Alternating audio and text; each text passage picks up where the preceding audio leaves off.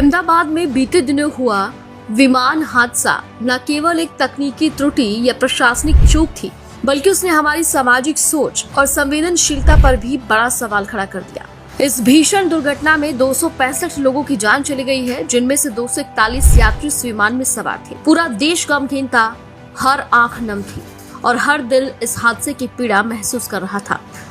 ऐसे वक्त में जब राजनीतिक मतभेद भी एक तरफ रखकर सभी नेताओं ने संवेदनाएं प्रकट की थी, राहुल गांधी ने भी ट्विटर पर शोक व्यक्त किया।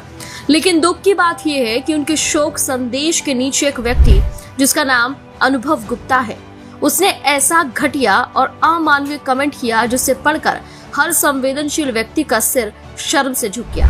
उसने लिखा, तू भी उसी प्लेन में होता, मर जाता तू भी।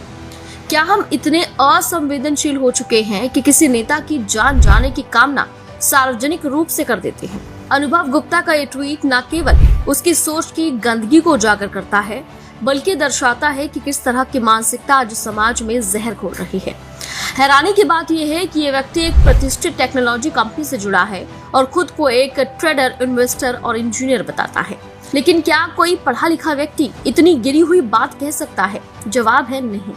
ये उस राजनीति की उपज है जहां विचारधारा के नाम पर संवेदनाएं कुचल दी जाती हैं और जहां विरोधियों के मरने की इच्छा जताना आम बात बनती जा रही है।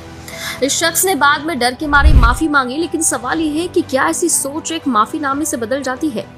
ये पहली बार नहीं है जब इसने इस तरह की बात की हो। पहले भी इसी व्यक्ति ने राहुल गांधी को लेकर एक भगदड़ में मरने की बात कही थी। ये सिर्फ एक व्यक्ति नहीं, सोशल मीडिया पर कई ऐसे अकाउंट्स हैं जो इस हादसे का मजाक बना रहे हैं, मीम्स शेयर कर रहे हैं और मौत के इस मंजर पर हंसने वाली इमोजी लगा रहे हैं। ये हमारे ही समाज का हिस्सा है, पड़ोसी हो सकते हैं, सहकर्मी हैं या ऑनलाइन दोस्त, लेकिन इनकी मानसिकता समाज के लिए खतरे की घंटी है। ये दुख की घड़ी थी जब देश को एकजुटता और मानवता दिखानी थी, लेकिन कुछ लोगों ने नफरत, जहर और गंदगी का प्रदर्शन किया।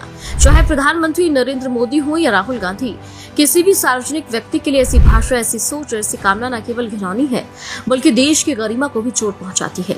विचारधारा का विरोध जायज है, लेकिन असहमति में इंसानियत को खो देना ये दर्शाता है कि कहीं न कहीं हमने अपने मूल्यों को खो दिया है।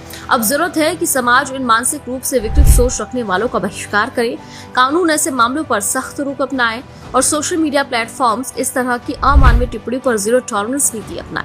क्योंकि अगर आज ऐसे लोगों को रोका नहीं गया तो कल वे न केवल किसी और की मौत की कामना करेंगे, बल्कि समाज में जहर फैलाने का काम भी करते रहेंगे।